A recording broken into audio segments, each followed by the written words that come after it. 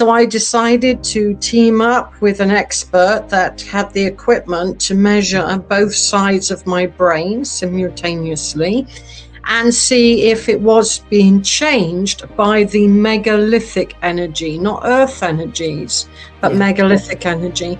And that's the emissions from the stones themselves that have absorbed the earth energy and now releasing it.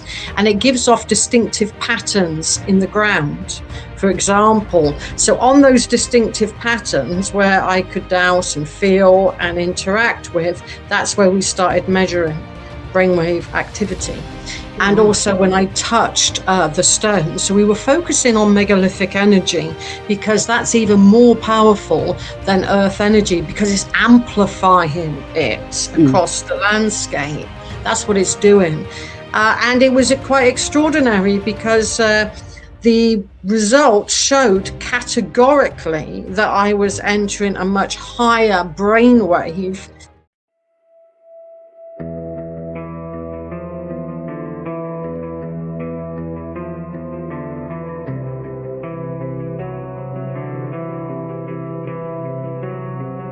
Static on the radio, midnight in the air, whispers in the silence like someone standing there. Lights above the moorland, shadows in the sky. Truth is getting closer every time we ask why. They say don't look deeper, don't ask what's real, but curiosity is pulling at the edge of the veil. We're lifting the veil, can you feel it tonight? UFOs and secrets hiding out of sight. Paranormal echoes calling your name. If the world's a mystery, we're here to explain. We're lifting the veil. Step out of the dark, tune in, lock on, ignite the spark. Hello everyone, welcome to our new episode of Lifting the Veil. We've got an exciting one this time for you guys. Well, they're all excited. We have got Maria Wheatley joining us today. She's one of the UK's foremost voices in earth mysteries and ancient knowledge. Maria Wheatley is a second generation dowser, accomplished author and a leading authority on earth energies and ley lines woven through our most sacred and megalithic landscapes. Trained by European Master Dowsers, her late father, and Chinese geomants, Maria has spent decades exploring the energetic frequencies, musical harmonics, and acoustic properties of ancient sites. She's perhaps best known for her groundbreaking work uncovering evidence of a long-lost Neolithic civilization here in the British Isles, a culture whose distinctive long-headed people may have been inspired by the legends of the Bay. Having studied Neolithic Britain and Bronze Age prehistory at Bath and Oxford, Maria's work bridges science, spirituality, and ancient tradition.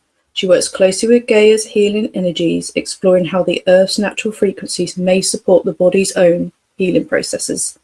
A practicing Druid and Celtic, and on the Celtic path, she also leads sacred site tours across the world and teaches advanced dowsing and holistic practices through her esoteric college. Maria, it's an absolute pleasure for you to be with us today. Thanks for having me. And welcome. Thank Now, you. many of these ancient sites, when you visit them, seem to tap in and connect us to our higher consciousness. We tend to get like a deep energetic shift when we go into them. Now, I understand that you've done some work with the Moreau Institute recently as well that's actually quantified this and measured the change in the brain waves. I thought that would just be an amazing place to start off from. And if you could tell us a bit about that, that'd be fantastic. Yes, well, At ancient sites, as soon as we walk into them, for some of us, we do enter in a higher state of consciousness, an altered state of consciousness, taking us away from the ordinary into the extraordinary. So I've always felt this and been able to kind of douse the auric energy fields of that as well. So I decided to team up with an expert that had the equipment to measure both sides of my brain simultaneously, and see if it was being changed by the megalithic energy, not earth energies, but megalithic energy. And that's the emissions from the stones themselves that have absorbed the earth energy and now releasing it. And it gives off distinctive patterns in the ground, for example. So on those distinctive patterns where I could douse and feel and interact with, that's where we started measuring brainwave activity. And also when I touched the stone. So we were focusing on megalithic energy because that's even more powerful than earth energy, because it's amplifying it across the landscape. That's what it's doing. And it was quite extraordinary because the results showed categorically that I was entering a much higher brainwave. And for example, it would take me from beta, which I'm in now, I'm talking, and if you were measuring it, that's what would come out, so to speak. And it was taken to alpha and then to delta, which is very, very deep. So that was then analyzed and looked at by the Monroe Institute in the United States, which confirmed that this was going on. Although Judith Pennington, the expert there that looked at these results, said it was going into gamma, which she has worked on, saying that is actually a really good meditative, relaxing state in her terms of her research. And so I learned quite a bit about how she looked at brainwaves as well. So all in all, if you know where to stand at these ancient sites by sensing or by dowsing or just by walking the land, and you kind of recognize the patterns that megalithic energy makes, then you are on these exact points. And interestingly, on these exact points, which are further away from the stone themselves, so the further away you go from a stone is actually increasing in energy, not decreasing, then that is actually quite powerful. Wow. I feel that actually. I like observing from afar actually, and I was going to ask you actually, and lots of people stand against them, don't they? And they feel the energies and heal. But for me, when I stand back is when I do feel the most relaxed, and when I enjoy it around Avebury, I'm talking about in particular. So it's interesting that you say that, because I watch people that are touching them and meditating by them, but I actually feel more relaxed and comfort when I'm stood back. So it'd be interesting where I stand and where I might feel that, Maria, after just saying about certain places. Where am I standing? It's almost radiating, isn't it? Yeah. Well, stones themselves, they do have 5 above ground energy bands, which I've spoken about over the past 20 years now, and they have 2 below, which I've always likened to chakras. And if you place your hands on band number 3 above the ground, you do receive energy from that. So it's how you work. There's lots of different types of megalithic energy. So if you put your hands on, for example, band number 3, you are going to absorb that. And we looked at that quite extensively some years ago. And then what a standing stone does, it also releases other forms of energy, not up the stone, but from the stone. So it's like from the base of the stone, if you will. So what I've always likened this type of megalithic energy to is the stone is converting the earth energy, and now it's transmuted it into aerial energy that is above ground, and that's what we were measuring. I said you were the first person to actually measure this megalithic energy, I believe, within these stone circles. What kind of frequency or energy was it putting out, and how did you go about that process?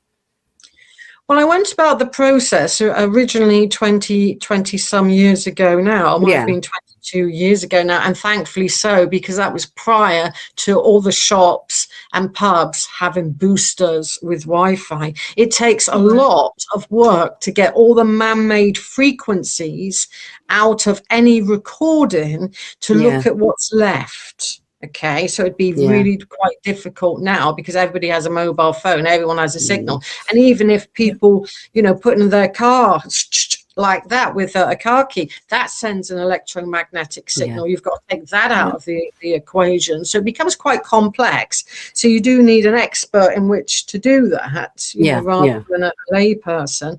So that was started off originally about 20 years ago, where it was Rodney Hale did that, actually. He worked with Paul Devereux on the Dragon Project, preceding working with me. And at one point, it was noticed that coming out of the stone, the frequency was around 18 hertz, which is infrasound. You can't hear that. But I suggested, which I think is true, that the long-skulled people had different ear placements and different ear bones, for example, may have been able to hear that particular infrasound, because we hear at 20 hertz, and that's just below the audible ability to hear. So that was those frequencies. Then some years later, I met up with a retired engineer called David Webb, and what we did was we placed copper probes into the ground, quite some distance into the ground, so that you're not measuring anything above now. It's just what's below the ground. And we always have a control, incidentally, so that you can see if something is going on against a control.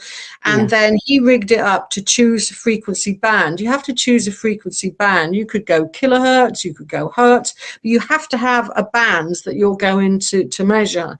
And after trial and tribulation and some time, we found the most active energy band, and one of those came out on a particular energy pattern measured by David after I had dowsed it, was 133 hertz, which encourages you to heal and go into a meditative state, for example. So it's basically about choosing that and being able to analyze it. I mean, that's where, again, an expert comes in.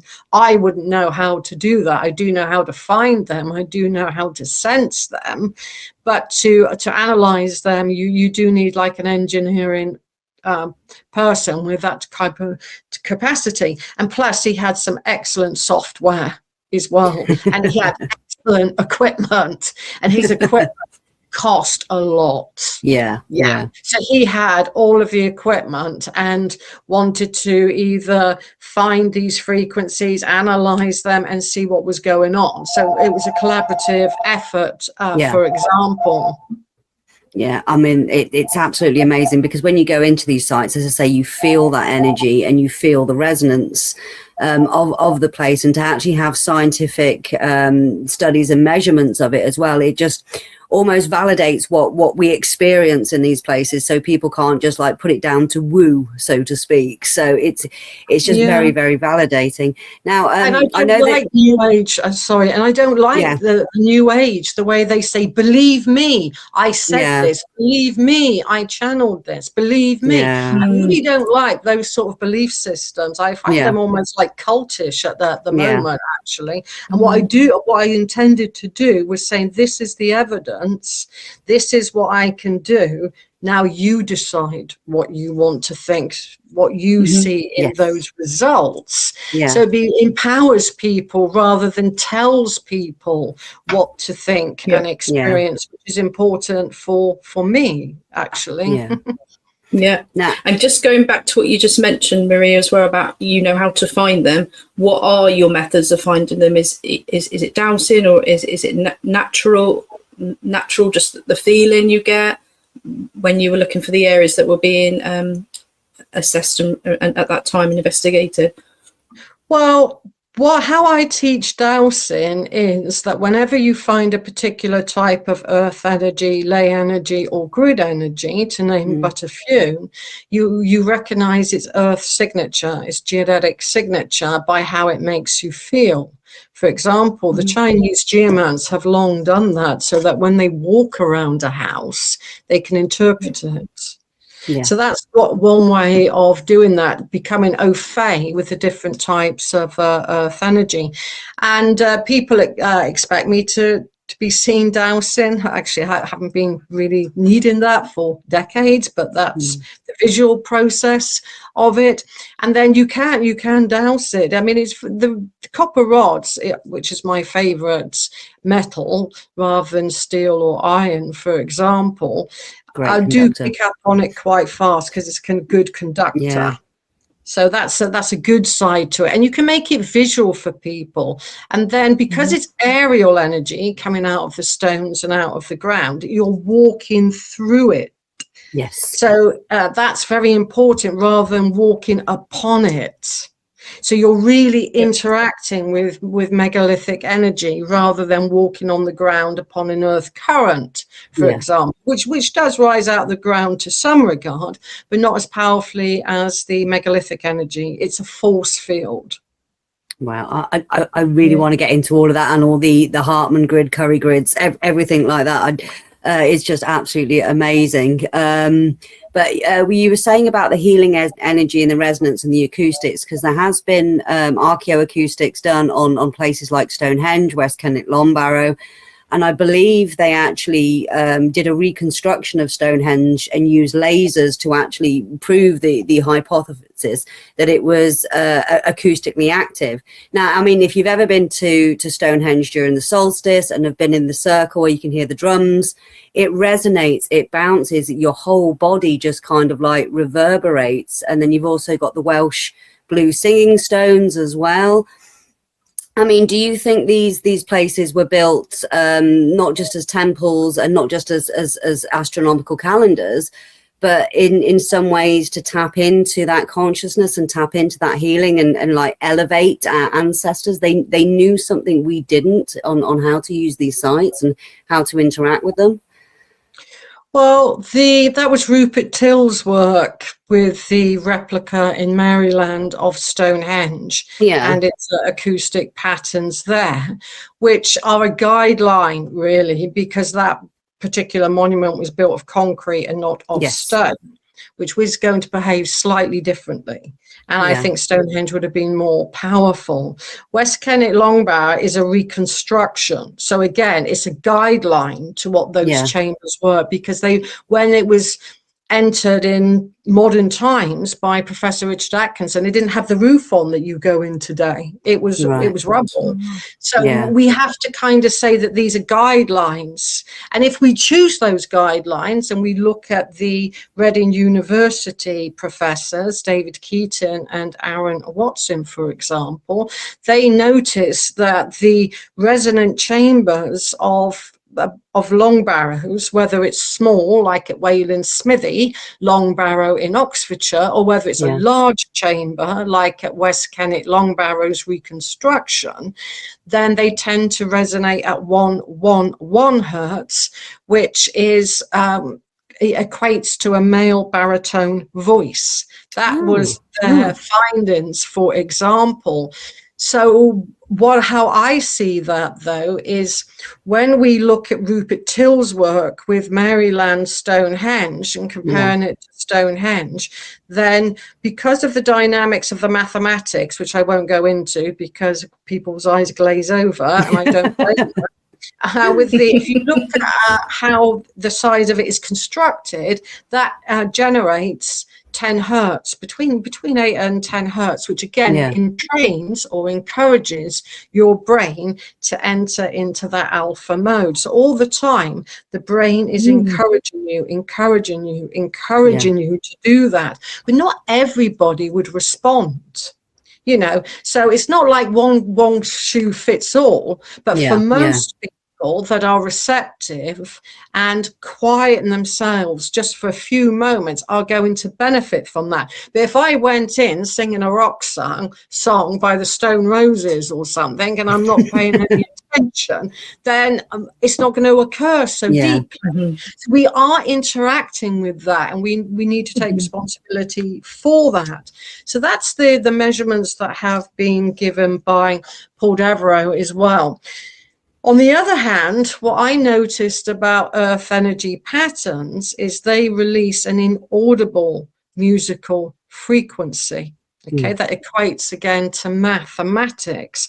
So, for example, if you're at Stonehenge contains 6 concentric circular features, which include the ditch and the bank, the Aubrey holes, the Sarsen ring and the Bluestone ring, and so on and so forth. So it contains these 6 concentric circles of energy. And when I was working with the late Richard Cardrew, a fantastic mathematician, he certainly was that, he noticed that the distances between particular features of those circular features, like, for example, the Sarsen lintelled rings, the distance between that and the Bluestone ring is a musical harmonic, which is the major third that I'll talk about in a moment. It's the major third, which is 5/4 in mathematical terms. Well, I said to Richard, that's not happy chance. That's exactly on a concentric circular energy feature that Mother Earth emits. It's not man-made. So they were placed in those circular features above that energy pattern. Concentric circles that equate to musical harmonics. He was just using the mathematics, or the mathematical diameter between this circle and that equates to music. And then I realized that it was the earth energy itself. So the major third, even if you stand between that Sarsen lintel circle and the Bluestone, it's easy to find at Stonehenge. And in my book, I even put an arrow there, so you can't go wrong. Down there. It's really, really simple. But that, again, is in training and encouraging my brain, because maths is music. Music is maths. There's no separation of that. Then what the major third does, and Christians are very aware of this in their church music and organ playing, it puts your brain into a higher emotional state where you're receptive now. So in the times gone by, for example, if I said to my audience, and I'm Mozart, and I'm saying I'm going to play in A minor, that's the music of morning. They would know what that meant. We tend to use a scale of C. So we tend not to have that. That's what most music, common music is. But for example, there's musical harmonics that encourage you to do particular things. So for example, the Masons, their music is E flat. It puts you closer to the so-called word of God. The voice of God. So music can do different things. So all of these musical harmonics can encourage us in our consciousness. So I think as people went into a stone circle, they were being encouraged to have their brain entrained to that, to equate to the music, the silent music that is rippling up from the earth. And Pythagoras, who needs no introduction, we all know of the name of our school days, he said that he could hear the music of the spheres. That's the mathematical ratios of the planetary orbits in the heavens. Kepler, who also went on to do the music of the spheres, which people knew at their own time, said the soul could hear it. So I'm choosing Kepler because I certainly can't hear that music of these spheres, and I can't hear the music of the earth. So I think my soul is interacting with that, like Kepler said, it's soul music. And then when we kind of have a slight understanding of the background of music, then we realize, goodness me, it can change me instantaneously by where I am in a church or in a monument. It also It's very goes to powerful. show why they've changed the frequency and the hertz of music, modern day music as well, and what that does to our brain waves. That's only the scale of C. Yeah. That's 440 hertz, but that's Yeah. only in one scale. All the other scales are different. Yeah. But that's modern music. But even with George Lucas, for example, who wrote Star Wars, and Princess Leia enters, they deliberately chose a particular style of music, a musical harmonic or musical ratio, which is of pure innocence. So your brain, you don't know it at the time, but that music is playing, Princess Leia enters, and you're being entrained. Oh, she's purity. Yeah, makes sense. Whereas, for example, the Christians banned in music in their churches what's called a tritone. A tritone is called the devil's music to Christian. It was banned throughout the medieval period. And that's because instead of the notes rolling on from one to another, like la, la, la, la, la, and music moves on, with a tritone, it goes, and it will make you feel really creepy. So it's used in horror films. A tritone is always used in horror because the notes can't go anywhere, and it makes you feel slightly disturbed that something is going to happen. And that's how movie makers have music in, and that's what's in the earth. All of these things are in the earth, is what I discovered. And it's not just the music you hear, it's about the music that you can't hear that equates to maths and music rising out of the earth through earth energy. We don't have the capability, modern humans, to hear it, but we can feel it, and our body reacts to it, so to speak. Yeah, absolutely. And one of the most harmonic earth energies equates to the perfect fifth. And the perfect fifth in music is divine because every note flows into the next. There's no harshness. There's no tritone, for example, in that musical stance. So it makes you feel good. And how I see that in terms of earth energy, everything that flows through it or walks through it, whether that's you, whether that's a lay, whether that's an earth current, becomes harmonic. Because it equates to the perfect fifth, which is absolutely beautiful. Oh, I mean, I want to get into all of this with you, dowsing the earth energies, the currents, everything. But with going to these sacred sites and visiting these ancient sites with our ancestors, and the people that want to connect with this aspect of it, how would you suggest they go about it? I mean, obviously intention and being humble, letting go of ego is a massive part of being able to connect. But how would you recommend that people who want to have this experience go into these places to connect? Firstly, what I always suggest and encourage, but I always, again, say to people, if it doesn't feel right, don't do it. Go by what you feel. But that said, it's always good to ask the permission of the ancestors, the spirit of place, and the guardian of place. You want those on your side.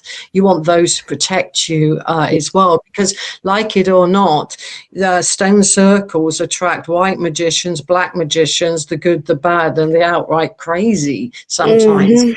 They all leave their kind of mark, so to speak.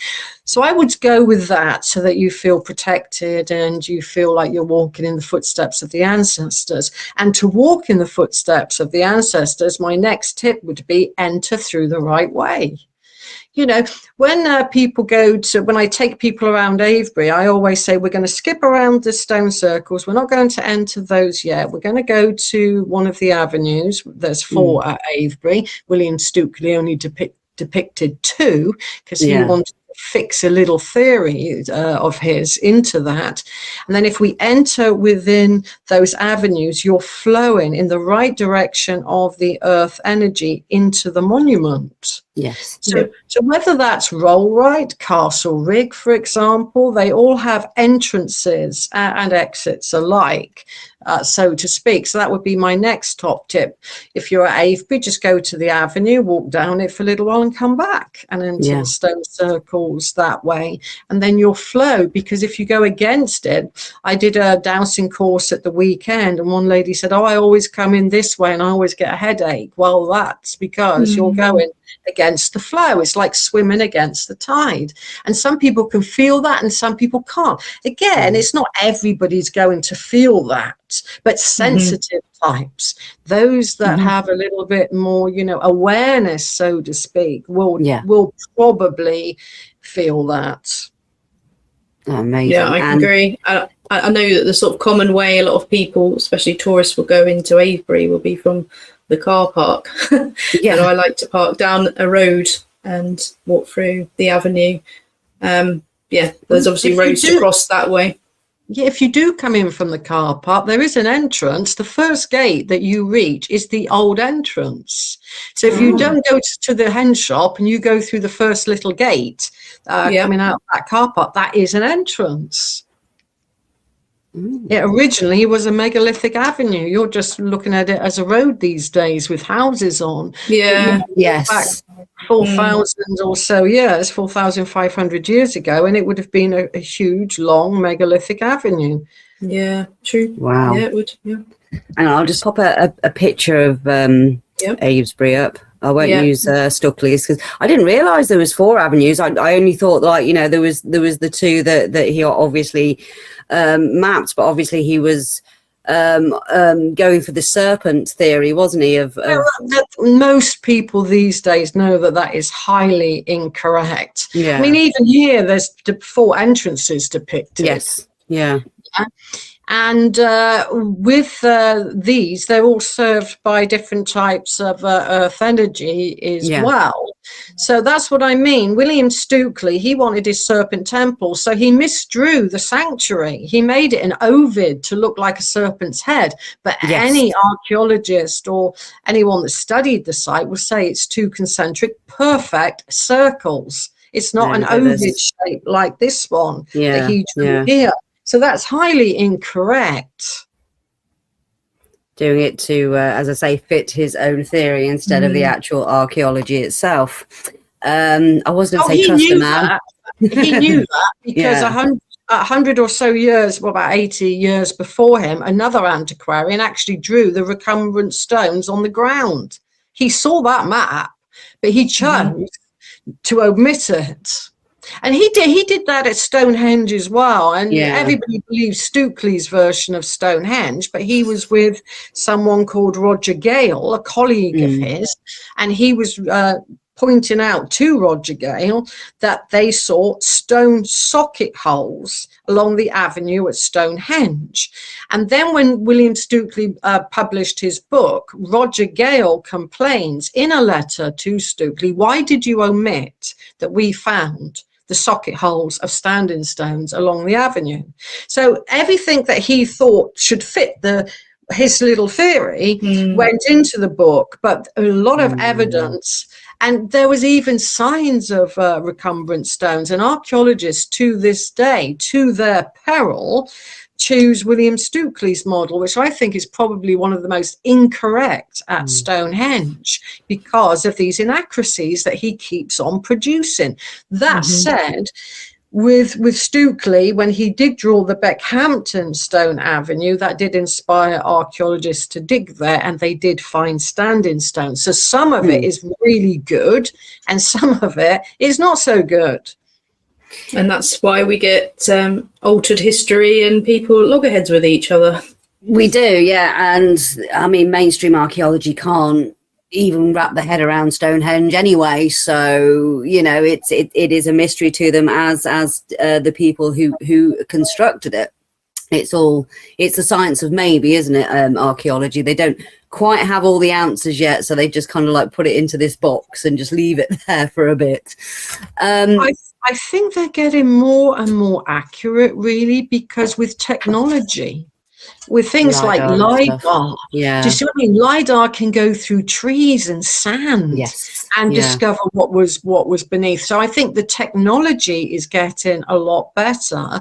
That will definitely change the course of archaeology in the future. And that's now. So imagine what we're going to have in just 5-10 years time to look into the land. And I find that quite exciting, especially when we look to what's been happening in Egypt with the SARS project. I was going to say that flows perfectly into that. Yeah, what do you make of that, with those giant structures going deep underneath the Great Pyramid and the pyramid next to it? Okay, I always get them mixed up, Khufu and Khafra. I always get them mixed up of which is which.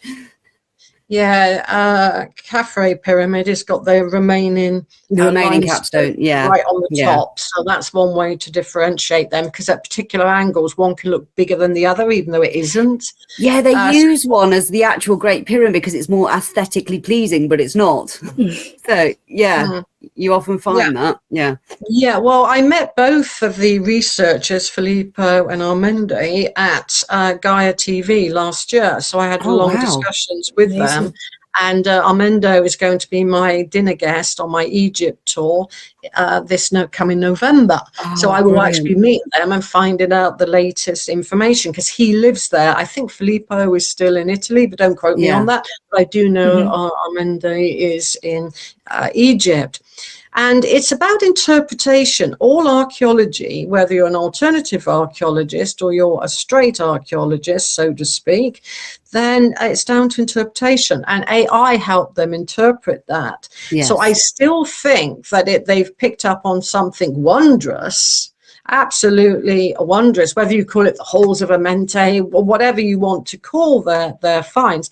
I still do think they need boots on the ground for an excavation, because you're interpreting something that may or may not be 100% accurate. No interpretation ever is, because you find more when you start to research and uncover and excavate anyway.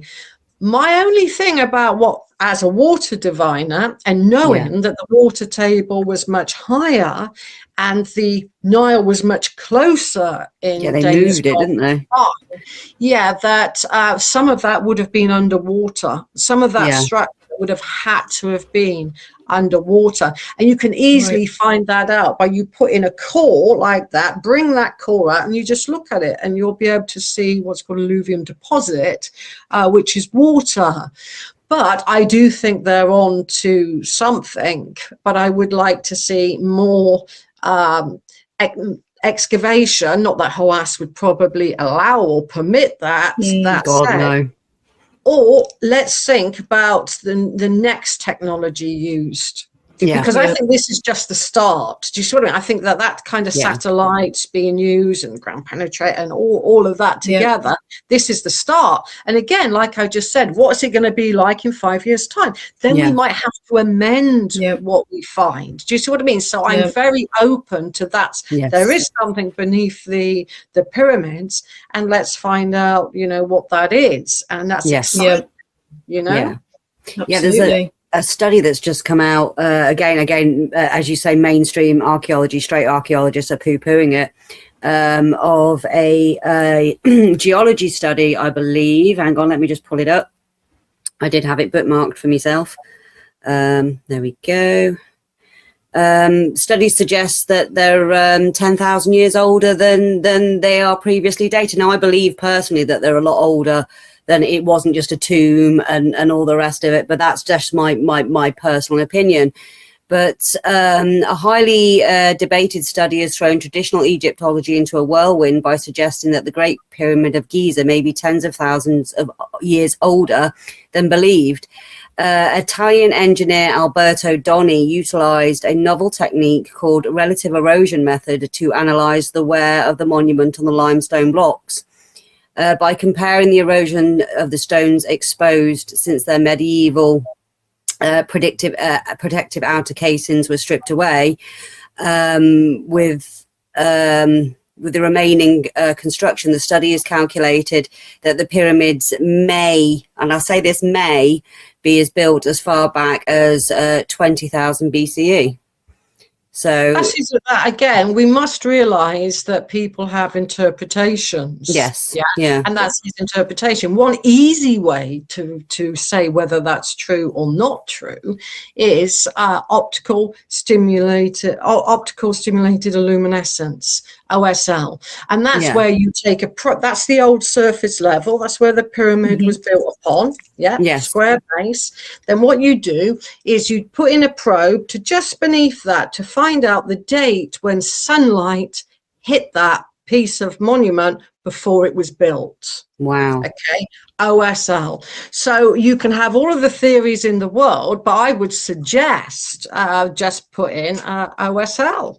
That's what found the dates of some of the stone settings at Avebury. That's what found the date of the chalk figure at Uffington, for example. Yeah. And I would imagine that will be done at the pyramids in the future, because it's quite easy technology, and it's quite accurate, because it's going for the last time daylight hit that surface. Makes sense. Makes sense, yeah. Instead of trying to carbon date stuff in the mortar and stuff like that, go for that, because carbon dating can be wildly inaccurate and with contaminants can go either way with carbon dating. I've done a bit of field archaeology around here, doing the old Roman settlement sites in Ippelpen and that, and I just found it so fascinating, and the methods and all the rest of it, and the LiDAR. It's just something I was really into, but then I just found it rather frustrating when it comes to stuff like this.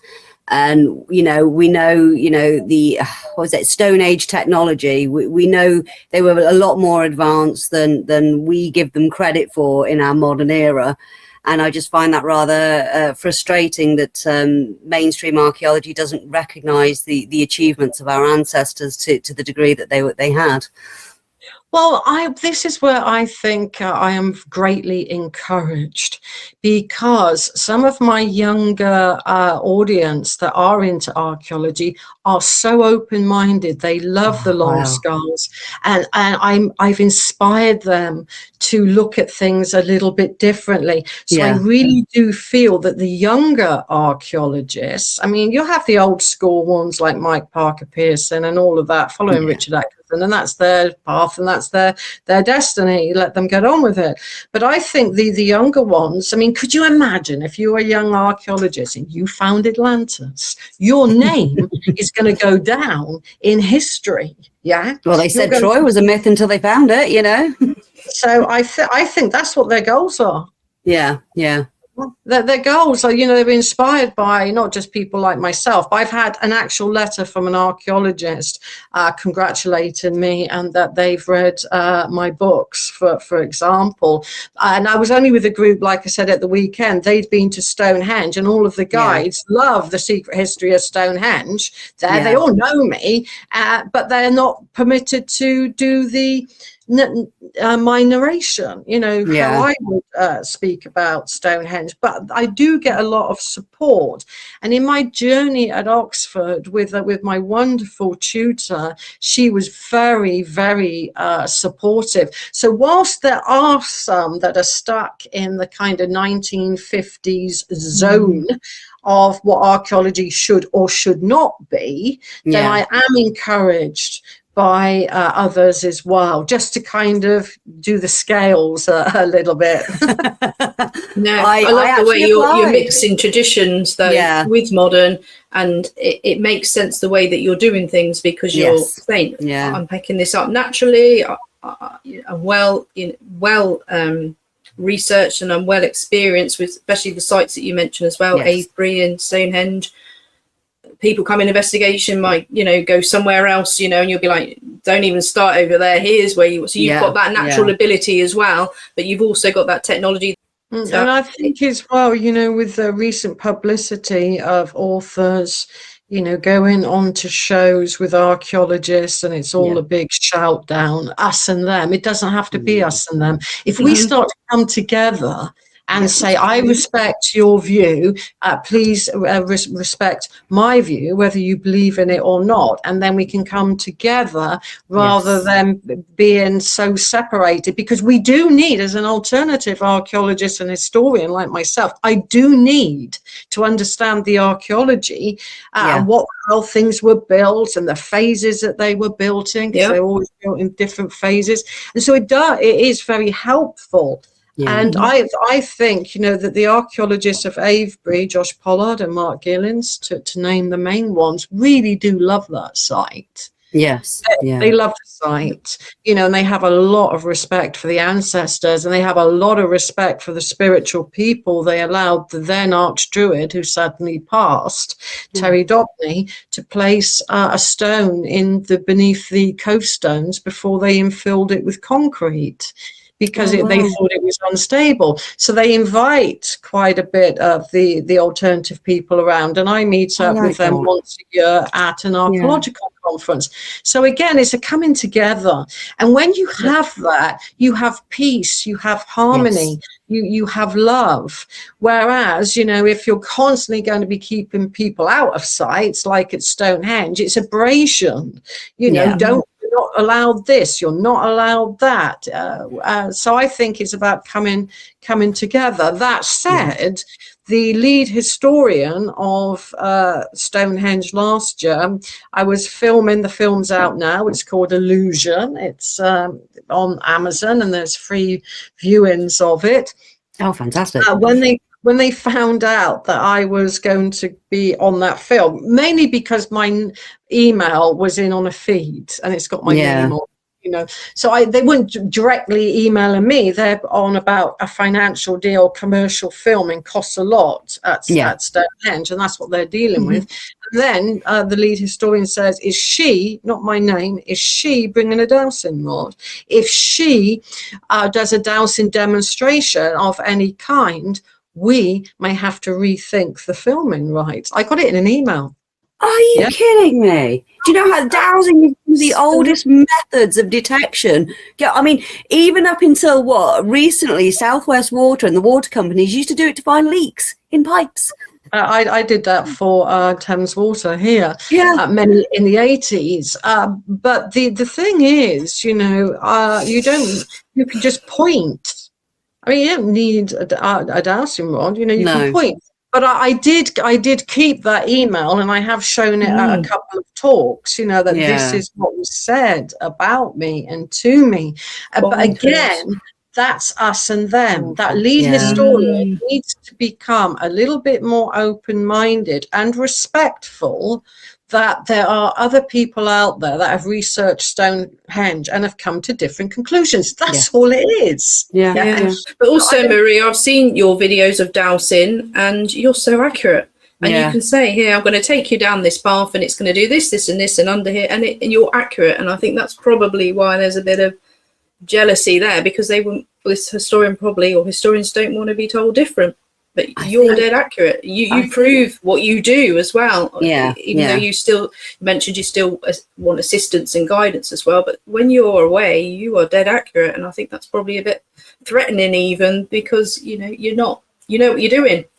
I think some people are just so close-minded as well, and it's like they can't get out of their own paradigm. But if they just, as you say, opened up, the collaboration, the sharing of ideas, the will for knowledge, and also the revelations and the discoveries that could come out of just working together and collaborating, even though you might not agree on certain things. Okay, no one agrees on certain things. That's called being human. That's called, people.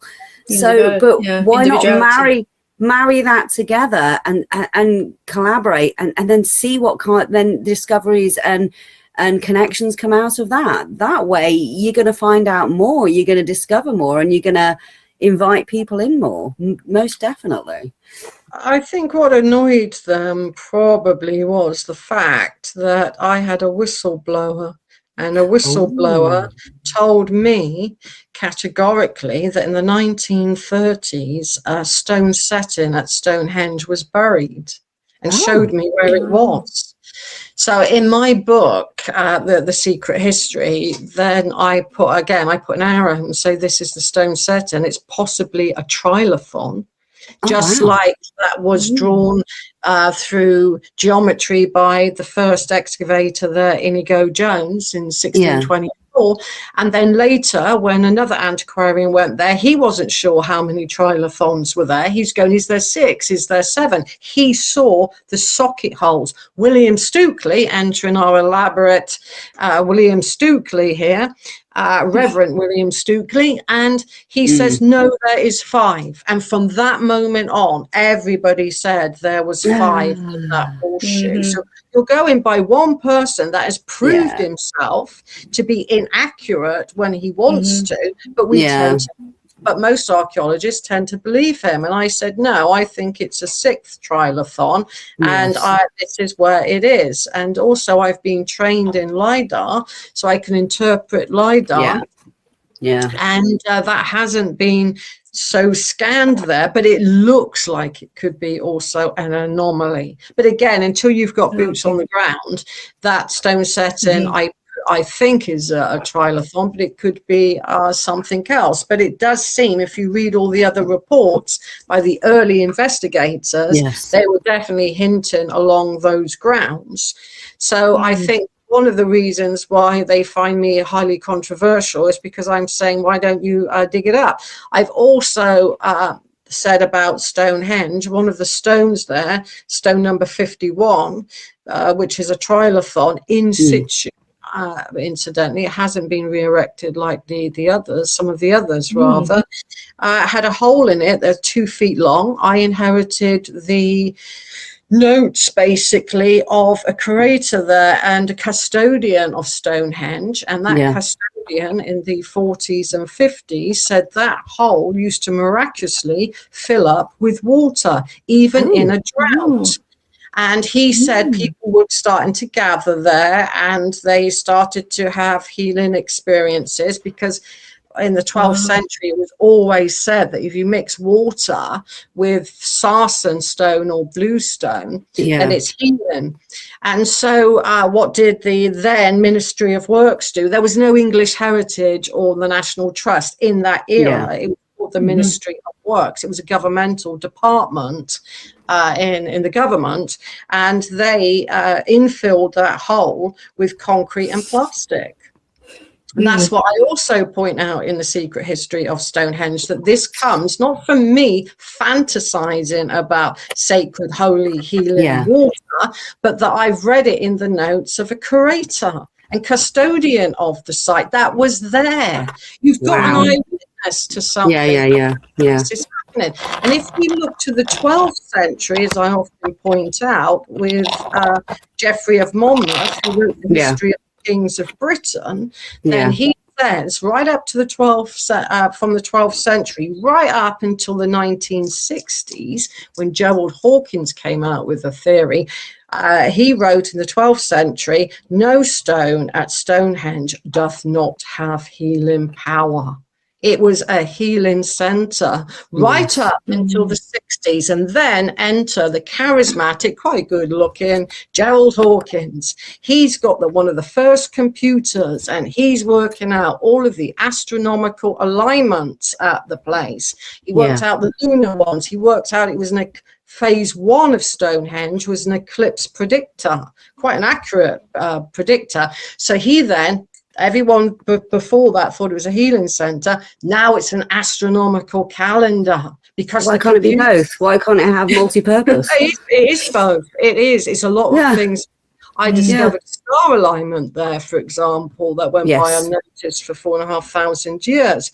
But that's, and they moved the river, didn't they? They moved the River Avon because apparently water can amplify these things. So no, they didn't move the River Avon. The River Avon has been where it's been for quite some time because of, again, alluvium deposits. If something has a roof on it, like some people say Woodhenge nearby had a roof on it, you're going to get a runoff of water, and then you can dig around there, and then you can see that water was deposited there.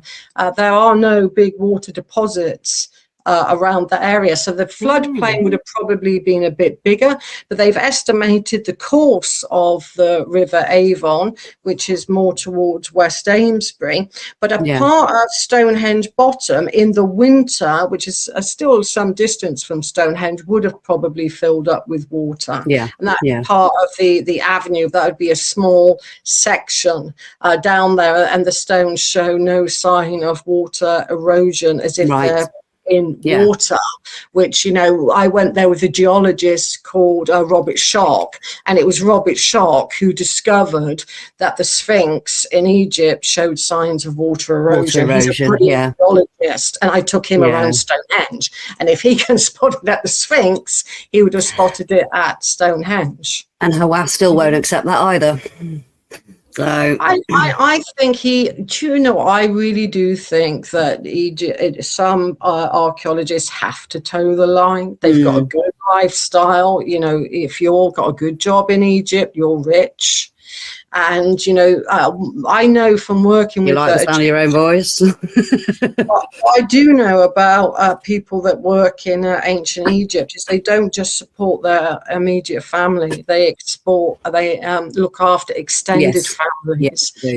So I think sometimes it's down to, you know, your lifestyle and how far are you going to go, even if it's a truth, to jeopardize what you have. And so I think he's in a really awkward position where he doesn't have the freedom to do what possibly he should be doing because of status there and other things besides. But sometimes, you know, it's not easy for some archaeologists to really stick their neck out, whether you're British, Egyptian, Italian, or whatever, because you're challenging a model, and that can be dangerous at times for some.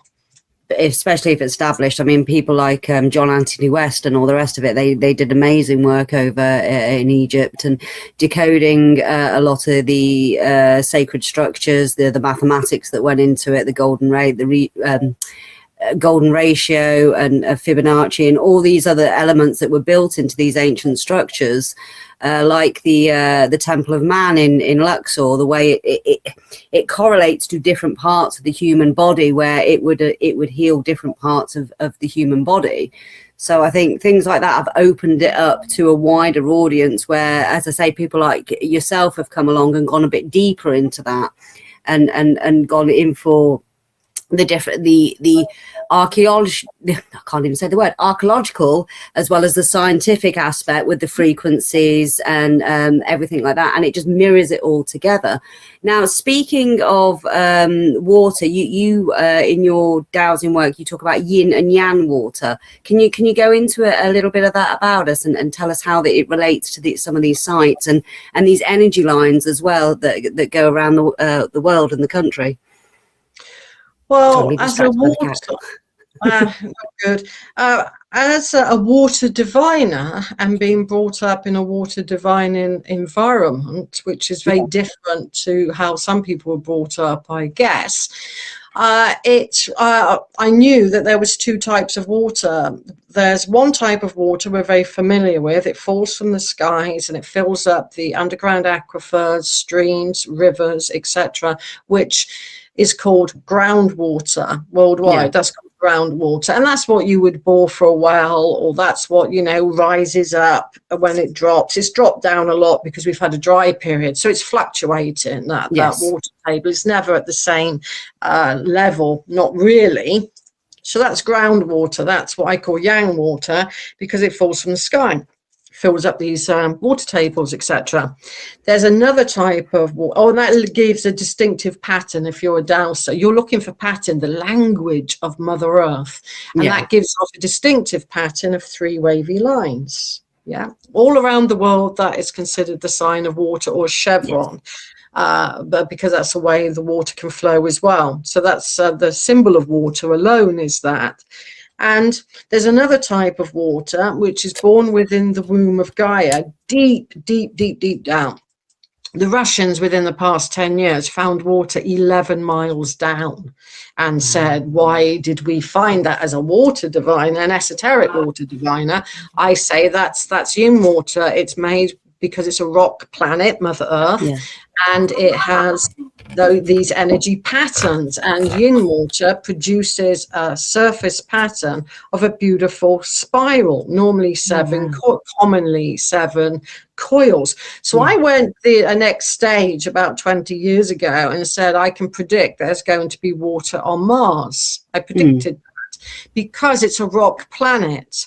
And because it's a rock planet, it's going to produce yin water. And lo, NASA, I think it was about 8 years ago, but don't quote me on that, it could have been about 5 or so years ago, said that it has deep aquifers. Wow. So that's on Mars. So theoretically, when I was looking at the pyramid base on Mars, there's a pyramid base. Elon Musk wants to find that pyramid base on Mars. Make it that And so I predicted they're going to have these energy patterns like on Earth because it's a rock planet. So that's the different types of water. Now, groundwater, should it be in your home, and I live not far from Avebury. I'm on chalk downland, so to speak, which is porous. So you're going to have a lot of groundwater, or on limestone, like in Oxfordshire, or pockets of it, like in some parts of Wiltshire and Gloucestershire. That will produce geopathic stress. It's not the underground water. This is where a lot of people say, oh, underground water produces geopathic stress. It doesn't. We all need water. It's a wondrous element. It's the friction of it moving through the rock strata or the chalk or the limestone or the clay. Movement creates geopathic stress. So that's not good to live above. The other yin water that produces the spiral, that's harmonic. We've measured its hertz in frequency there with David Webb, who I mentioned earlier, and that comes out the ground, roughly speaking, within the zone of 7 to 10 hertz. Again, alpha entrainment is all, really coming together. And that's really harmonic. But if you get groundwater and yin water at an ancient site, the spiral pattern has got such a big energy field, constantly rippling like this, it negates any negative energies nearby.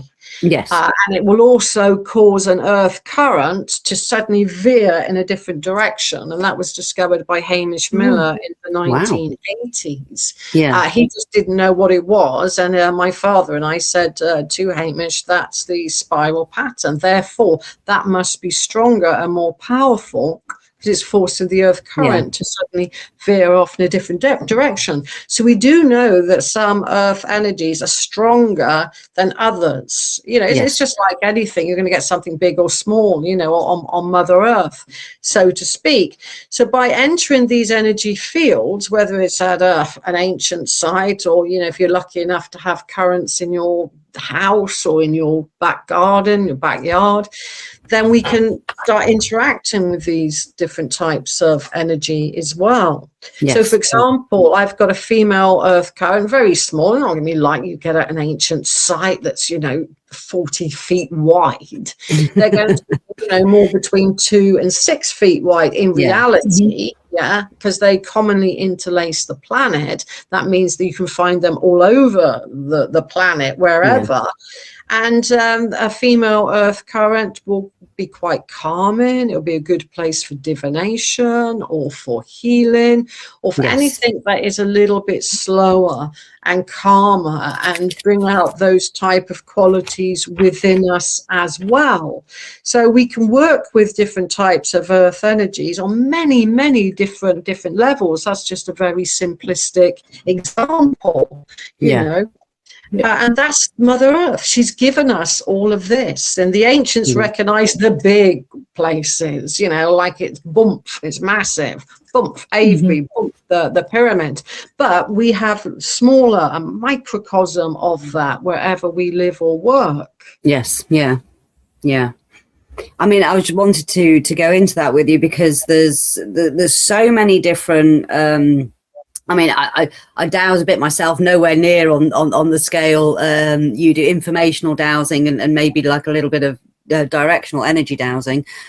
But there are different earth currents and ley lines. So earth currents that was discovered by Robert Kuhn, wasn't it? Serpent energy. How does that integrate with the electromagnetic energy of water, and how does that create differ from ley lines or the what is known as the Hartmann grid and Curry lines? There's all these different energy names and fields and that. Could you explain a bit of differences about them, because I think people get confused when they come across these terms of what they actually are. Yes, I mean, ever since the 1930s, since Alfred Watkins coined the phrase ley, not ley line, ley means ley. Ley means line. So if you were at the Ley Hunters Moot with dear Lawrence and you said ley line, it drives him insane. You got to say ley. You got to use the correct terminology there. So we're all familiar with leys. They can be short, they can be long, they can be great circles. When they go around the world, they become a great circle of energy. So we get many different types of leys. Some have energy, and that's called an energy line, and some are just joining ancient sites together. That's a topographical line that has no energy. So there's many different types of leys to keep that simple, and more besides. But that's easy to know that some of them are just like joining dots, sacred sites in a line, topographical line. That line may or may not have energy.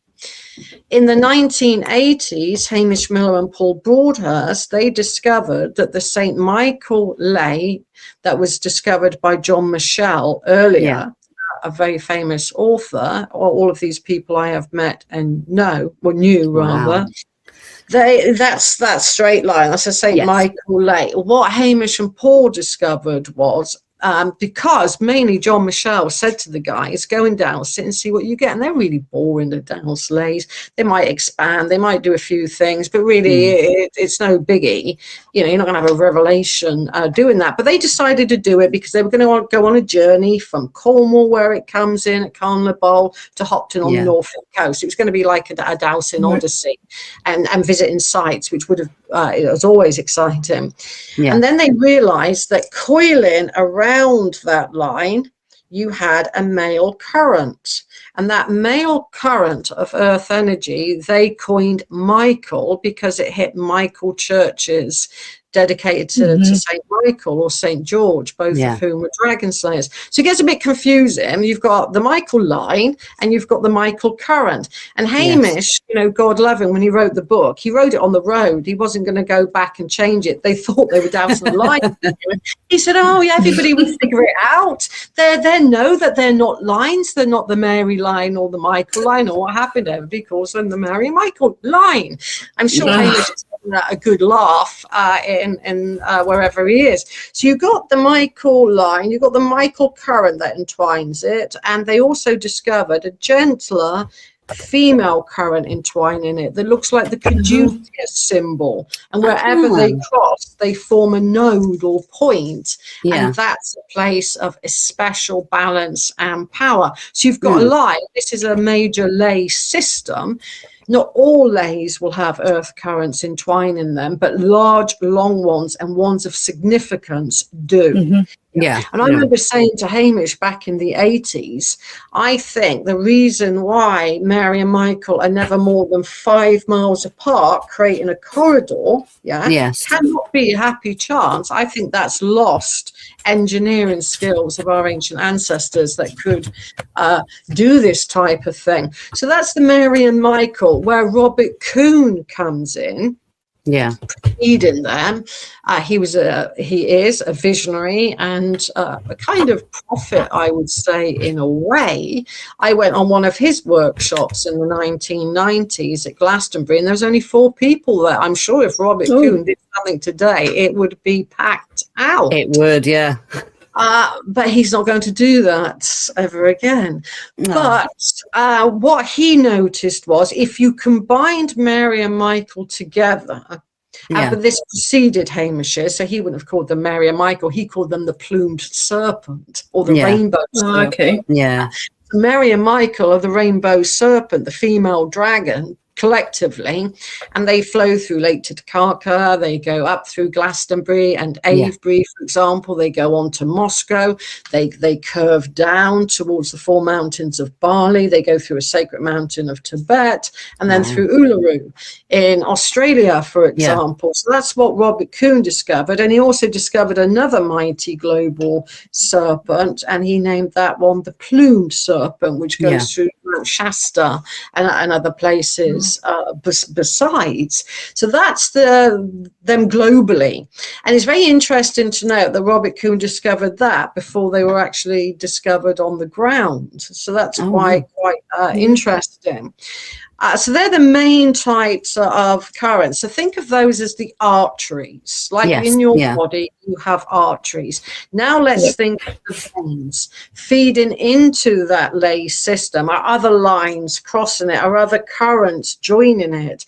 Because when Hamish was dowsing in Cornwall, Michael current and Michael line and Mary current, he noticed that other currents were feeding into it. Yeah. So you need to think of like veins and arteries and hearts and chakras and everything that we have. That is what Mother Earth has, you know, as above and so below. Yeah. Which I think is quite, again, it's a fascinating way to interact with the earth. And then Robert Kuhn, in his diagram that's quite famous on the internet, he says that so many are gates and so many are chakras. But you get other people that disagree or agree with his work, you know, and they say, oh, there's a heart chakra in Egypt, there's a heart chakra here. Whereas Kuhn would say it's in Glastonbury and Shaftesbury, as well as a movable third eye is in that area as well. Yeah. So again, it's how we interpret things. Do you see what I mean? It's about how we interpret things. I think there's bound to be places that feel of the heart. You know, where you go, and there's places in Avebury that feel like that as well. So I'm very open-minded to lots of different ideas about the ancient world and lost civilizations. Yes. Yeah. Yeah. I'd like to go into Guardians because you touched on it earlier, and I know we're going to run out of time trying to cram in everything we haven't got around to. I know. I have so many pages of notes. Oh dear. Yeah, I'm glad you covered the church thing, because I was going to say it's probably from you actually mentioning all the St Michael's churches in a line. So that's where that come from, that research. So that's great that you brought that up again for me, because I thought I know there's churches in a line, and I thought I know I've heard it somewhere. It was definitely from you, Maria. So and thank you for reminding me of that. Yeah, and Hamish noticed it. They were all dragon slayers as well, which is quite intriguing. Christians chose a dragon slayer, and wherever you have these, you do often have Saint Michael slaying the pagan dragon on the window, you know, for sure. Interesting, isn't it? Really interesting. I like the way the cathedrals, the rose windows, how they're meant to equate to somatics, aren't they, with the frequency? So if you put the sand on a bit of paper under a speaker and you play a frequency, it creates the somatic pattern. So it's meant to be the frequency of what that building, or how architecturally that building has been made to amplify. So there's a lot of thought. Yeah, a lot more thought, wasn't there? Absolutely, but if you don't put any man-made harmonics onto the living, breathing earth energies, that's all you have.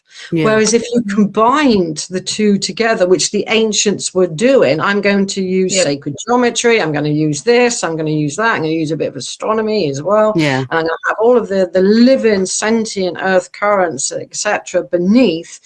That's what makes a soul. That's what gives it its spirit of place. Yes. Yeah. I agree. Sorry. So shall we talk Guardians? Guardians, yes. Sorry. So Long Barrow, and also with the Guardian, with Long Barrow as well, Abbie and I have had experiences with as well. You want to talk about the children of the Barrows. Talk about children and then go into Guardians. So Yeah. what can you tell us about that?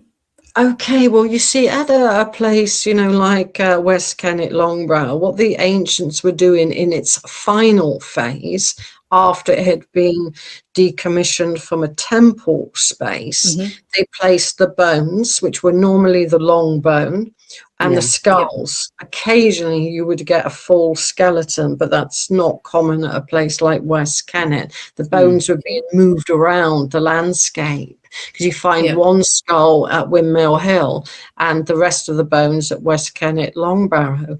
What they were doing, that each chamber would have a particular age group associated with it. So, for example, one chamber would be for older people, mature, very mature people. Opposite that would be for very young people. Children, adolescents, and then you would have the other two chambers, as you're going in deeper, would be for mixed adults, male or female, but the far chamber at West Kennet Long Barrow was for males and males alone.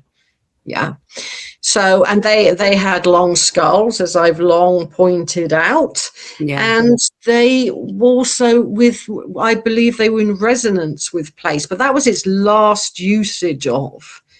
Do you see what I mean? It was long being used for other things. Like we know, it probably had 111 hertz frequency associated with it, and it's got a vortex at the back that is pouring out negative ions. I mean, we measured the negative ions coming out of the ground there, and people are drawn to that. Plus you've got the Mary current there and what's called beautiful branch spirals. Each chamber is set to a really harmonic musical spiral coming out of the ground. Gaia's language again. And the Masons knew this because they set all the stately homes above that particular energy pattern, because they knew it would help you to live to a ripe old age, if you will. So that's the kind of different people that were placed into West Kennet Long Barrow. And what can you tell us about the guardian of West Kennet Long Barrow and other ancient sites as well that you're familiar with? Well, it's long been known through mythos, the mythology of the land itself, that on Midsummer's Day, which is different from solstice, on Midsummer's Day, the guardian starts to walk around clockwise, sunwise, around West Kennet, and it's a very, very big white dog with red ears, a kind of like Celtic hellhound, if you will, with red eyes, followed by a druid. So they're deemed the guardians by some. Other people may not go with the kind of legends in the landscape, but it does feel like it's right, because when John Michell was researching his book, The New View of Atlantis, many decades ago, he looked into all of the myths associated with lays. And he noted that time and again, it was the black dog, a large black dog. And when we think about it, guardians are often dogs. We've got Anubis, Cerberus. We have these kind of jackals or dogs that are guardians.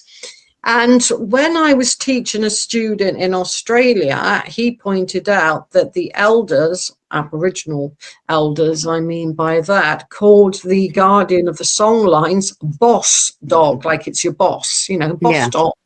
So we have this all over the world.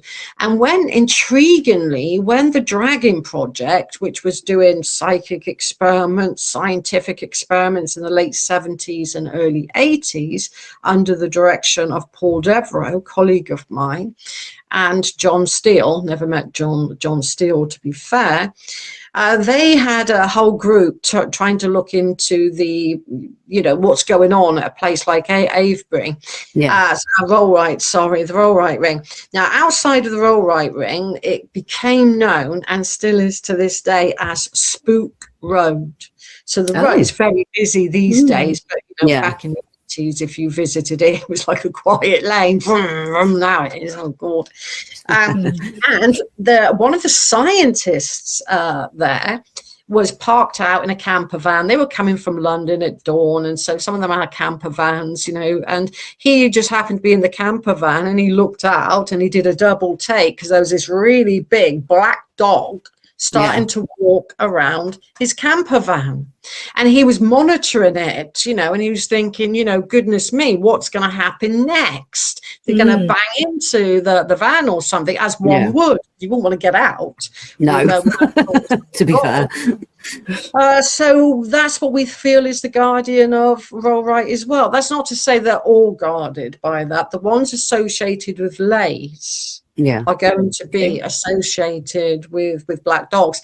And John Michelle looked into place names of pubs and inns that could have been loads around here. Yeah, black dog. Yeah. So it's created its own kind of mythos. That said, there are mythical guardians. There's human guardians, people that, you know, were believed to have had deep connections with the land itself. I feel that one of the guardians of Stonehenge is what I coined the phrase the Neolithic High Queen that had an elongated skull. I feel her presence there, not all of the time. I'm not saying when I go to places all the time, I think she's going to be there like, hi, Maria, you know, come on in. It'd be good, wouldn't it? It would be good. It's very male, though, isn't it, Stonehenge? So it's nice to know that there is some sort of female energy there. I don't agree with that, you see, because male bodies have been found, hasn't it? It's been very concentrated on that. No, honestly, this is what we're all spoon-fed. If you look to phase one, and everybody, you can look this up, look to phase one. It was 56 blue stones in a circle with a huge white chalk bank on the outside. The heel stone, the most accurate astronomical alignment at Stonehenge, is not to the midsummer sunrise. That's a degree out, actually. If you want to be really pernickety, as archaeoastronomers such as Clive Ruggles and Aubrey Burl will tell you, the most accurate alignment is to the moon. At the moon's mid-swing, every 9 years, the moon will rise above the tapering crest of the heel stone. And that's feminine. Now, let's look into the Aubrey holes. What was beneath those blue stones? Cremations. When they were analysed, there's more female cremations beneath those stones than men. Yeah. So we know that was a place of feminine power. Plus, in my own understanding of Stonehenge, no henge is really circular. They have like these dog arms on them. They're really wonky. And it's baffled archaeologists over the years. Why is there a wonky corner? Is that an accident or whatever?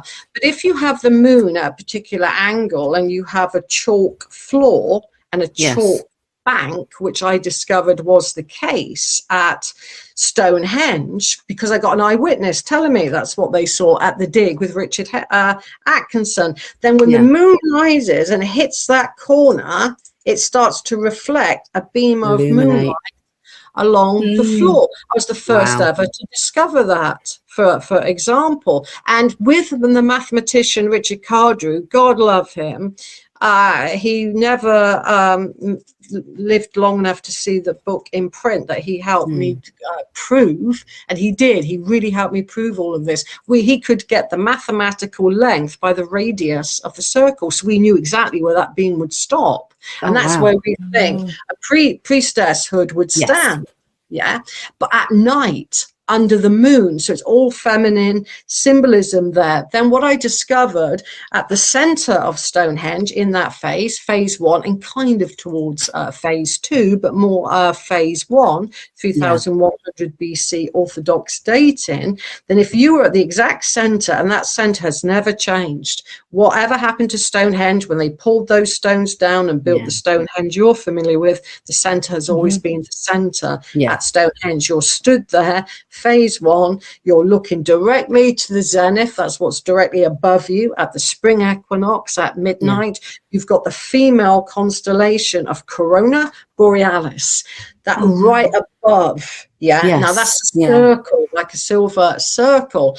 Now, to the ancient Celts, they obviously have the zodiac we have. We use a Greek zodiac, Aries, the golden fleece, Zeus as a bull for Taurus. It's all Greek. Yeah. But back in Celtic times, the constellations were a little bit different.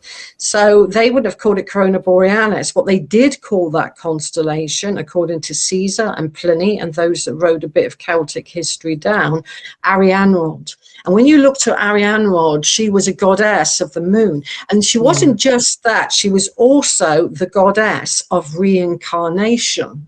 So at the center of Stonehenge, you're looking above the goddess of reincarnation. And to the ancient Druids, a shooting star is a soul coming to earth or going back up to Corona Borealis, because Corona Borealis, Arianrhod, the silver circle, was seen as the pagan heaven. Yeah. Oh, wow. So you've got the pagan heaven above Stonehenge. Makes absolute sense. It does. Yeah. It doesn't make sense to be calling things Greek mythology in our country, in our culture. It doesn't make sense, does it? And exactly. And also, if you look to older zodiacs, Aries doesn't exist, nor does Pisces, nor does Libra. So if you look into really ancient zodiacs, they would have in Sumer, for example, which predates Egypt, according to some, they would have had the hired man at spring. Not Aries, because that's when you hire the help to till the soils, to do the agriculture. So it was a completely different, and I think the ancient Celtic one was completely different to that. We don't have lions for Leo. We have lions here, for example. So I think that the very earliest phase of Stonehenge was ultimately feminine. Yeah. And not only that, with the rising of the heelstone perfectly coming up above the tapering crest of the heelstone, if that full moon happened to be close to the winter solstice, then it would have risen above the heelstone bright red as an eclipse. Wow. So that's the moon turning a different color above the heelstone. So I think that phase was at night. You would have gone there in the day, but you would have had all of these. You can't see a full moon rising in the day, so it would have been definitely at night. And around the heelstone originally was a ditch enclosure of a circle.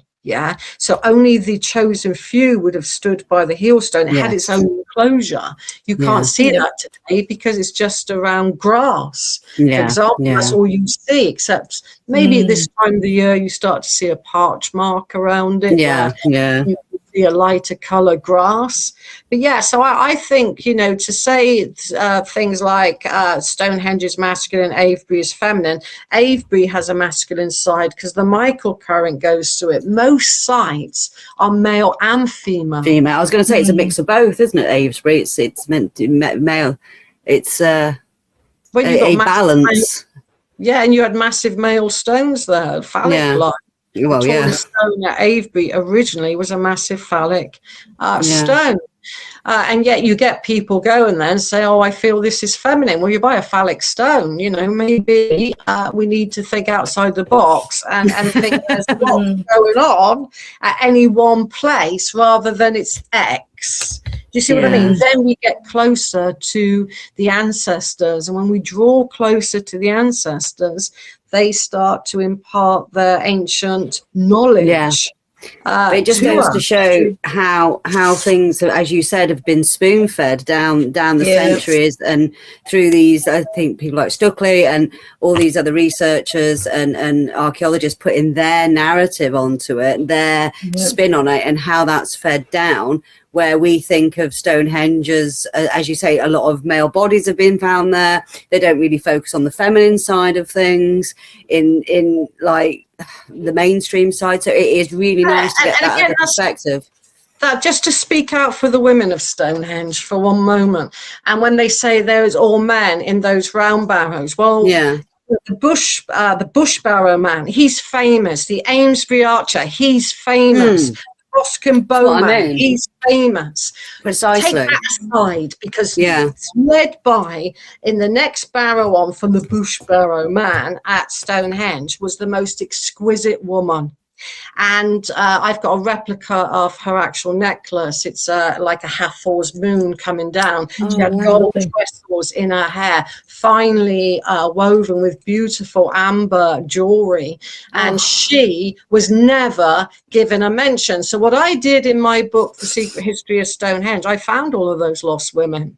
Yeah. Yes. And they are greater. And also what's annoying, if a man is found with weaponry, he's called a warrior. He's a warrior. He's so brave. Oh, look at his deeds, great and small. Whereas when they found a woman with that right in front of Stonehenge, she's looking at you that way, and the other women are looking at you from that way. It's called a javelin.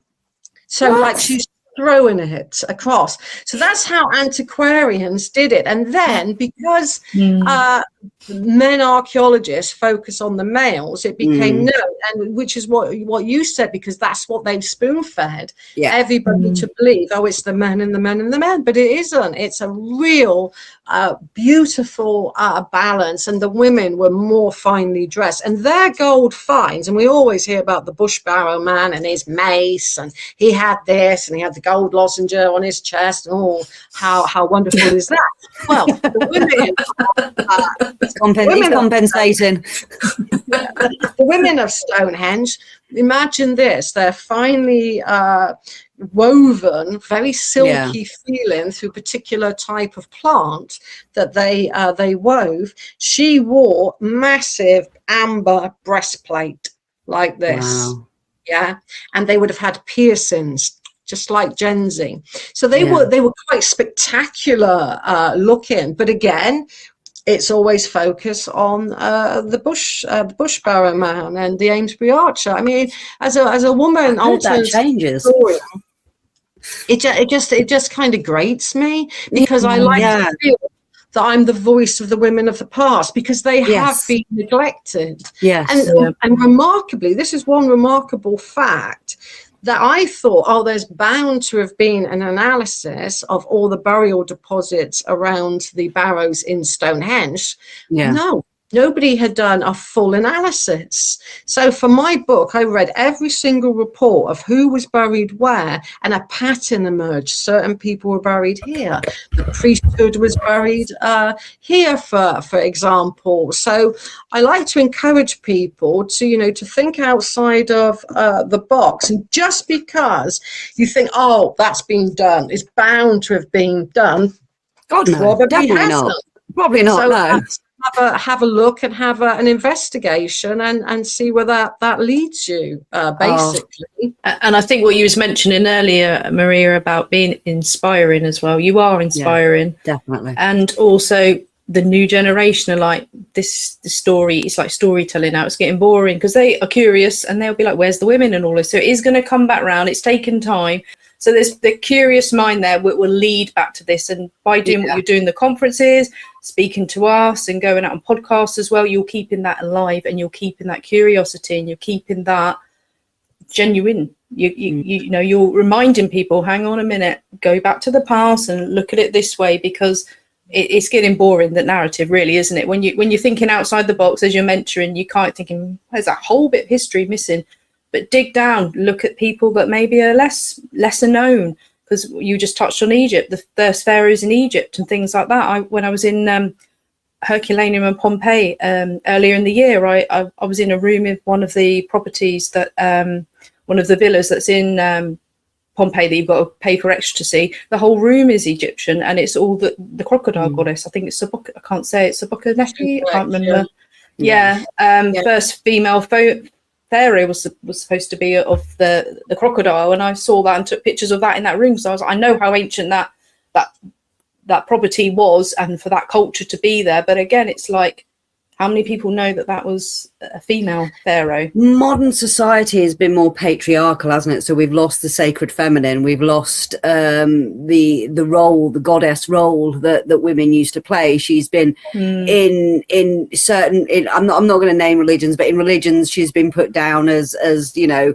the bad one, the one that ate the apple, the Mary Magdalene, the witch. You know, women have been degraded, because I think, to be honest with you, it's that sacred feminine power that some of the male persuasion found a bit threatening, maybe, and they didn't like it, and they like to be Wisdom, on top, so to speak, and the connection power. with Mother Earth. Connection with Mother Earth, yeah. So I think over the centuries, that's where it's been put aside. But nowadays, as you say, things are changing, and archaeology is changing, history is changing, perspectives changing, and we're starting to recognise that sacred feminine again and bring that back into the forefront. Modern culture's changing. Modern culture, modern culture changes every few months. I think the ancients, though, changed it, because when we look to the first phase of the Neolithic, of most monuments, they will be Neolithic. And we look to the Neolithic of the past, they tend to be a lunar feminine society. When the beaker culture came in here in 2500 BC, they solarized it. They made the avenue at Stonehenge bigger, so it was near enough in line with the sun, and they began to dominate the landscape through kingly and chieftain societies. They became landowners. So prior, in the Neolithic, it was our land, and we had communal burials. The first burials to go into around Stonehenge were the very large bell beaker mounds, and they were men. So they became solarized. So it went from moon woman to sun male. So it's not just in our ancient culture, that was within theirs. That massive change. And then land ownership took off, and farmsteads were made, and big buildings were made. That's mine, and you're in a small building. So class system came in the Bronze Age. So I think it's been rid of that. I think sadly, I think it's been around since too long. The culture. Time for change. Put it like that. Oh, it's been absolute amazing talking to you today. And we could go on. As I said, I've got pages and pages of notes. I've not even covered half of what I'd written down. So we definitely got to get you on again, Maria. But before we let you go, what have you got coming up? You've got some conferences coming up over the summer and in September? Yes, I've got this weekend, actually. It's the Crop Circle Conference, which is run by a colleague and friend of mine called Monique Klinkenberg. So that's at this weekend. Then the following weekend, another female colleague of mine, Kerry Cassidy, is in Watford. And we are doing the Awake and Aware conference there. And then in September, I have my own conference, and that's the Mysterious Universe. I think that's on the 11th and the 12th of September. And then the last week, that's it, Mysterious Universe, with the UK's top sacred geometrist, Daniel Doherty. He's our I think we got to get to that one. He is incredible. And Daniel and I do a sacred geometry course at Avebury once a year as well. That was a couple of weekends ago. And the last weekend of September, I think that's the 27th and the 28th, I have Mysterious North with a colleague of mine called Lana. And we would be doing a tour of Castle Rig and Longmeg and her daughters. Incidentally, at Mysterious Universe with the wonderful Daniel Doherty, he's going to accompany me around the landscape, talking about the sacred geometry of place. And we'll be visiting Windmill Hill and Avebury, where I will also share my sacred geometry alongside Daniel's. So they're the ones that are coming up. Oh, fantastic. We didn't even get a chance to go into sacred geometry, so hopefully we can touch on that next time. Yeah, you'll have to have you back. I did a lot of sacred geometry at sacred sites, but I also know how to draw it thanks to Daniel and his tuition as well. Oh, fantastic. And where can people find you? Where can people find your work, Maria, or catch up with you online and things like that? Sure. I mean, you can find out about my tours. I'll be going to Egypt, for example. This is my 10th year of going to Egypt. So I'm being given a really good price. I've got about two or so places left on that, and then it will go back up because I will obviously have to wait probably another 10 years to get that discount again. I don't love them.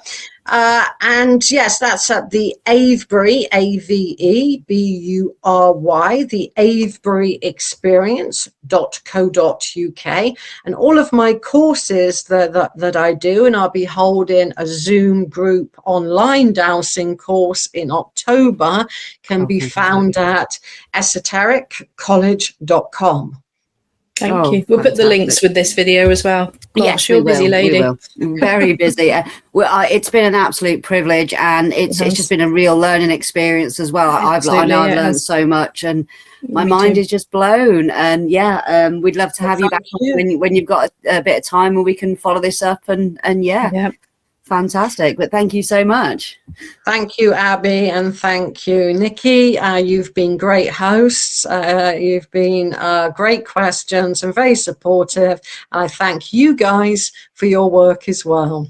Oh, thank you. And Maria, we shall see you on Saturday at the Crop Circle Conference. Yeah, we are looking forward to it. We're behind you on the feminine side of things as well, Maria. We're going to advocate for this. Of course. And you have a lovely day. And we shall see you at the weekend, and we can't wait. Lots of love, ladies. Wow, that was just an absolutely fascinating conversation there with the amazing Maria Wheatley, and so many revelations as well, and part of our history that we have lost that has been well documented by archaeologists that just doesn't quite make it into the narrative. So it's very interesting to always look at things from multiple perspectives. Now, if you'd like to find out more about Maria's work, you can visit her website, which is scrolling down at the banner below, and check out some of her courses, her books, her seminars, and also as other workshops that she does around the Wiltshire area. We were very fortunate to catch up with Maria just after this interview at the Crop Circle conference in Wiltshire, which was absolutely amazing. So many insightful speakers, so much knowledge there. It was celebrating the 25th year since the Milk Hill Galaxy formation. And all the speakers were absolutely fantastic. I do believe that has been filmed and will be available at some point on YouTube. It's not available yet, but we will let you know and keep you updated. But Maria did an absolutely amazing talk on dowsing these earth energies and dowsing circles and everything like that. And if you want to find out more about that, I would highly recommend her book here, The Essential Guide to Dowsing, where it goes into all about dowsing practices, and you can get involved and douse some of these sacred sites and also other energy areas as well. So well worth a read. Another book that we discussed tonight heavily was her Secret History of Stonehenge and Ancient, Mysterious and Lost Civilizations. We touched on that tonight, but if you want to find out more information about that, please visit theesotericcollege.com, where you can actually pick up a copy directly from the author. We had an absolute wonderful time at the Crop Circle conference and got to meet some amazing people. Here is a picture of Nick with Maria, and I actually got to catch up with Lucy Pringle again, which I haven't spoken to for well over a decade now. I was very lucky to interview her over a decade ago, and I got a copy of her latest book, where it goes into all the aspects of crop circles, the anomalous ones, the medical effects, the effects on the body. And if you'd like me to remaster that old interview, let me know, or any of the old Lifting the Veil interviews going back 15 years now. Yikes. Been at it a while. I can quite happily do that in time as well. I'd also like to say thank you so much for the 800 subscribers. It's absolutely amazing. We are blown away, and we are loving the support for the channel and the show. And also as well, the interaction in these premieres as well. We're loving building that up, that Lifting the Veil community. So we'd like to welcome any new Valians that have discovered us, and please like, comment, subscribe, share, and let us know where you're listening from or watching from. That would be absolutely fantastic. We had an absolutely amazing weekend going to Wiltshire, and it's somewhere that I feel very connected to. and I'd love to go back. Unfortunately, I couldn't spend as much time as I wanted there. Life, you know, you have to get back and all the rest of it. But it was absolutely amazing, and we caught some amazing UFOs on the Friday night. Me and Nick stayed up until 2 o'clock in the morning. We lost count of what we saw. We did manage to video some. So if you'd like us to actually show that and discuss that with you guys, just let us know. Pop a comment below, and we'll get on that for you. Right, coming up next is the Steve Parsons interview, the long-awaited Pembroke Voice Part 2. Now that has got some amazing revelations in that one as well. But before we listen to that, before we put that one out, I highly recommend that you go and listen to the Pembroke Voice Part 1 with one of the original investigators and cameramen, Rob, and listen to his experience and what went down on the night, as he was actually part of the investigatory team at the castle when this event occurred. And the link for that should be floating around here somewhere. So yeah, pop on that one and check it out. And we just want to say thank you so much for all your support.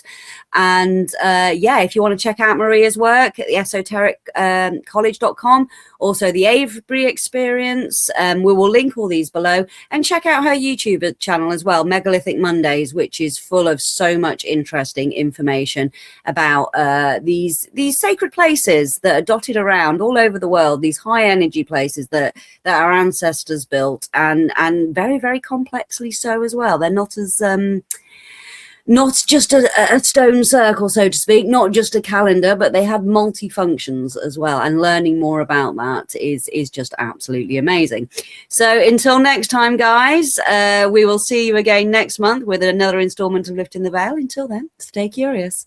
Bye. Static fades, but the questions remain. Pull back the curtain again and again.